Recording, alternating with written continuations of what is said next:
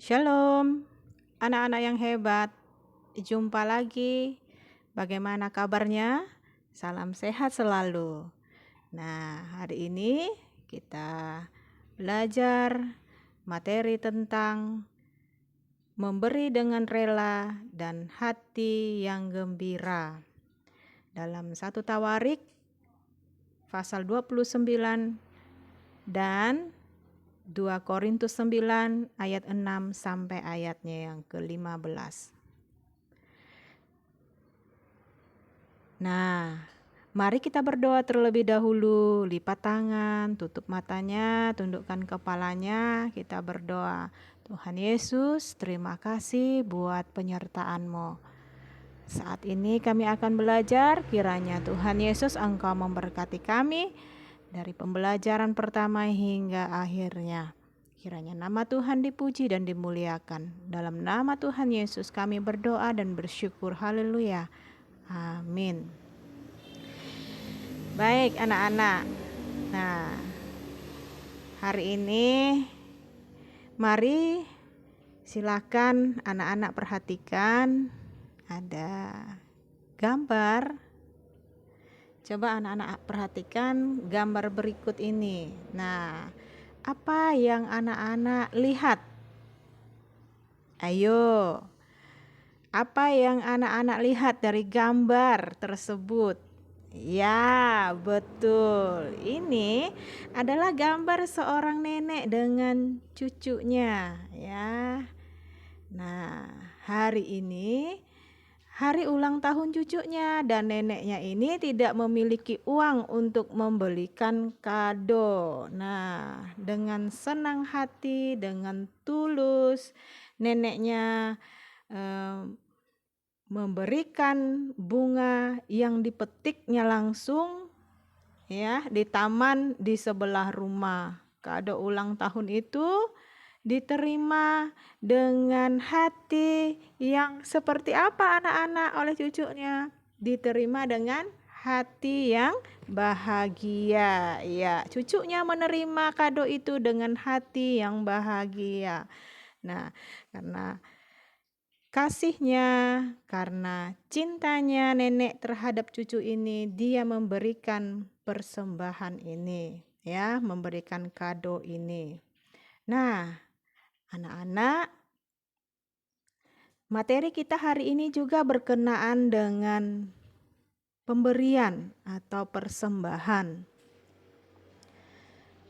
Tujuan dari pembelajaran kita yang pertama itu adalah peserta didik dapat menjelaskan makna persembahan dalam ibadah Kristen. Yang kedua, dapat menyebutkan jenis-jenis persembahan kepada Tuhan. Dan yang ketiga, dapat menunjukkan sikap hidup yang memberi dengan rela. Kemudian merancang kegiatan yang menunjukkan penghayatan persembahan. Oke. Persembahan itu apa? Persembahan adalah pemberian, ungkapan rasa syukur, terima kasih kita kepada siapa? Kepada Tuhan. Ya, rasa syukur, rasa terima kasih kita kepada Tuhan karena Tuhan sudah menolong, memberkati dan memberikan kehidupan kepada kita.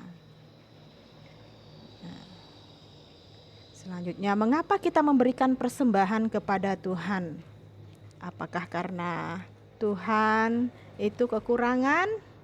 Ya, mengapa kita memberikan persembahan kita kepada Tuhan, anak-anak? Ada yang tahu alasannya mengapa?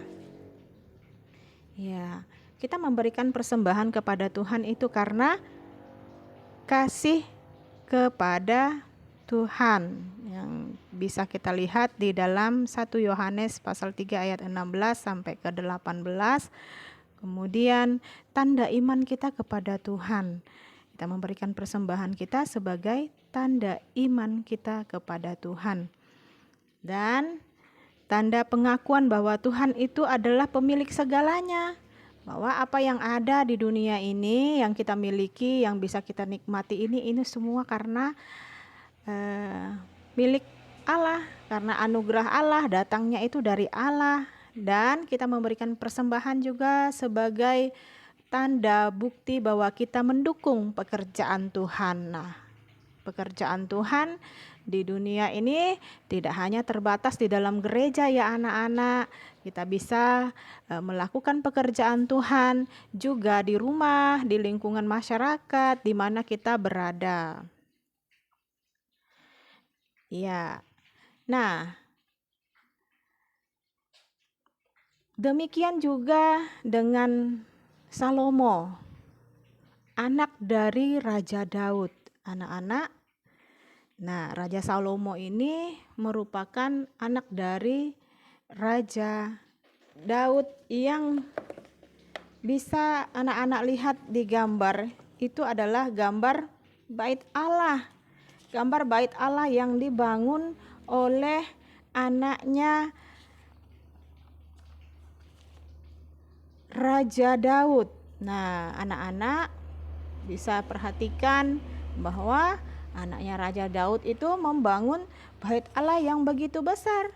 Nah, apakah bait Allah ini dibangun oleh Salomo sendiri? Nah, anak-anak, kita melihat bahwa Salomo melibatkan banyak umat Allah.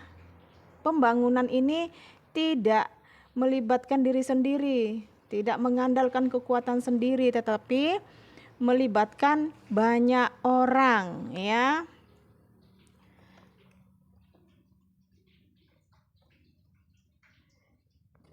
Apa yang menjadi persembahan pada saat itu oleh umat Allah pada saat pembangunan bait Allah? Nah, umat-umat Allah ada yang memberikan batu, memberikan emas, memberikan perak, perunggu, dan besi, sehingga bait Allah ini bisa berdiri dengan kokoh. Itu semua karena bersama-sama mengerjakannya. Nah, pekerjaan kalau kita kerjakan dengan bersama-sama, saling menolong, itu pekerjaan yang sulit akan menjadi mudah, ya anak-anak.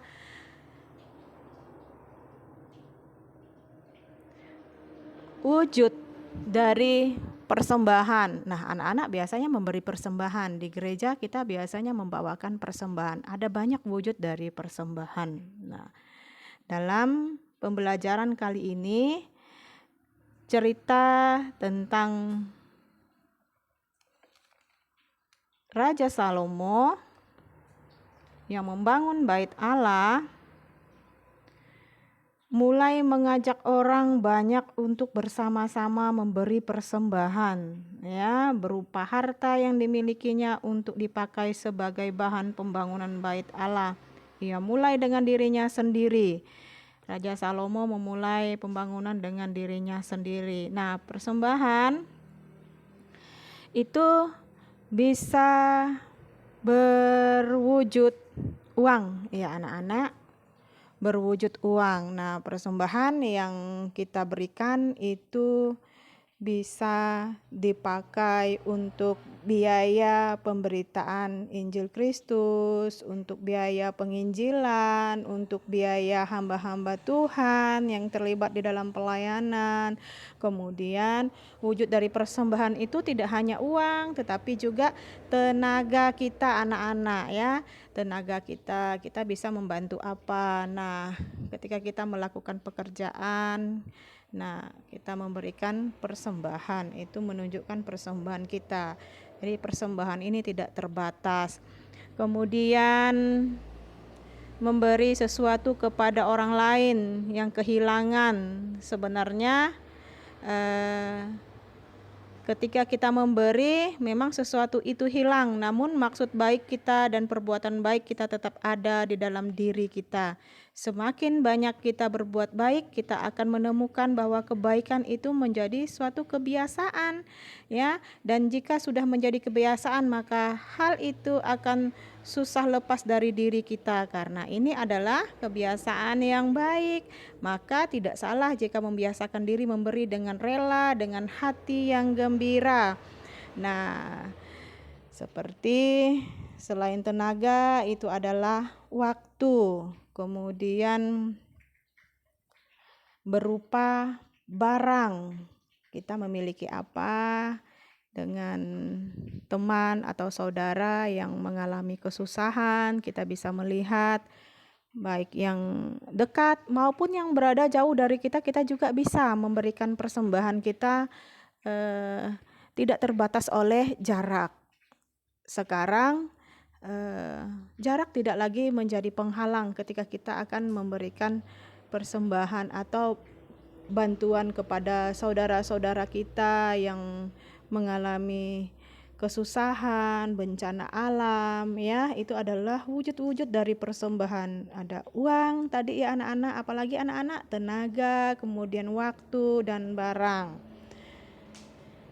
Nah, memberi persembahan menurut 2 Korintus 9 ayat 6 itu prinsipnya itu adalah dengan kerendahan hati, ya, dengan kerendahan hati kita memberi. Keinginan untuk memberi kepada Tuhan harus datang dari keputusan hati kita yang sungguh-sungguh. Itu tidak boleh kita merasa tertekan, kita tidak boleh juga didasari oleh tujuan yang salah, harus tujuannya yang sungguh-sungguh, ya. Nah, kita tidak memberi karena kita ingin dipuji. Lalu kemudian yang kedua, memberi tidak dengan sedih hati atau karena paksaan. Kita memberikan persembahan itu karena kita merasa sungguh-sungguh, ya. Tidak merasa kita terpaksa memberikan apa yang kita miliki, itu sebagai adalah milik Tuhan juga yang kita persembahkan. Nah, yang ketiga, memberi dengan sukacita. Kita bergembira karena memberi kepada Tuhan. Nah, persembahan adalah juga bentuk ucapan syukur kita terhadap berkat yang telah kita terima dari Tuhan. Sehingga dengan penuh sukacita kita hendaknya membagikannya kepada orang lain yang membutuhkannya juga. Jadi kita juga bisa menjadi berkat buat orang lain, menjadi saluran berkat Allah. Nah, dengan cara memberikan persembahan. Nah, berkat terbesar yang diterima oleh mereka yang rela memberi, apa berkat terbesar yang diberikan kepada orang yang memberi? Ada apa? Berkat terbesarnya itu adalah sukacita. Berkat terbesar ketika kita memberi. Nah, kebahagiaan sejati itu muncul ketika kita dapat memberi dengan perasaan rela, dengan perasaan sukacita, ya. Ketika kita memberikan persembahan. Jadi anak-anak, nah, sumber dari segala sesuatu yang kita miliki di dunia ini itu berasal daripada Tuhan. Bahwa apa yang kita miliki sekarang, apa yang bisa kita nikmati sekarang itu adalah bersumber daripada Tuhan. Itu datangnya daripada Tuhan. Nah, kita juga pantas untuk meneruskan kebaikan dan berkat Tuhan itu kepada orang lain melalui persembahan yang kita berikan di gereja ataupun langsung kepada orang yang membutuhkan. Dengan bisa bentuknya tadi kita sudah belajar, bisa uang, ya, bisa apa lagi, bisa benda yang dibutuhkan oleh orang tersebut. Contoh kalau orang yang kena bencana alam, mereka memerlukan pakaian, makanan, terus tempat berlindung, itu adalah yang diperlukan oleh mereka. Nah, kita diberi karena Allah sukacita, ya. Kita memberi persembahan itu juga karena Allah. Karena Allah sudah memberikan terlebih dahulu kepada kita. Banyak hal yang sudah kita nikmati, banyak hal yang sudah kita rasakan. Bahwa kita memberi karena Allah sudah memberikan terlebih dahulu. Lebih besar lagi daripada apa yang kita berikan. Berilah dengan hati yang rela dan bersukacita, dan Allah akan semakin mengasihimu. Maka Allah akan semakin memberkatimu. Nah, anak-anak, Hari ini kita belajar bagaimana kita memberikan persembahan kepada Tuhan. Mengapa orang Kristen harus memberikan persembahan? Karena apa yang kita miliki itu adalah kepunyaan Allah. Segala sesuatu yang kita miliki ini adalah di dunia ini adalah berasal daripada Allah. Jadi kita juga patut untuk berbagi. Kita juga pantas untuk meneruskan kebaikan itu kepada orang lain yang tidak sama seperti kita, tidak bisa menikmatinya seperti kita. Kita diberikan sedikit kelebihan, maka kita meluangkan waktu kita, meluangkan tenaga kita, memberikan barang kita kepada orang lain untuk saling menolong. Baik, anak-anak, kita akan berdoa untuk menutup pembelajaran kita pada hari ini. Silahkan nanti Ibu akan memberikan tugas ya. Ibu akan memberikan tugas, tapi sebelumnya kita akan tutup di dalam doa dulu. Mari kita berdoa, kita siapkan diri kita, lipat tangan, tundukkan kepalanya, kita berdoa. Allah sumber kebaikan dalam hidup kami. Terima kasih untuk segala berkat dan pemeliharaan-Mu dalam hidup kami melalui orang tua dan orang-orang yang mengasihi kami.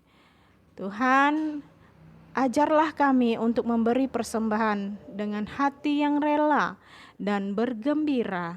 Tolonglah kami untuk selalu memberi persembahan yang terbaik kepada Tuhan, agar dengan begitu kami memuliakan nama Tuhan yang mengasihi semua orang. Di dalam nama Tuhan Yesus, dengarkanlah doa ini. Haleluya. Amin. Terima kasih anak-anak. Sampai di sini pembelajaran kita. Sampai jumpa. Tuhan Yesus memberkati.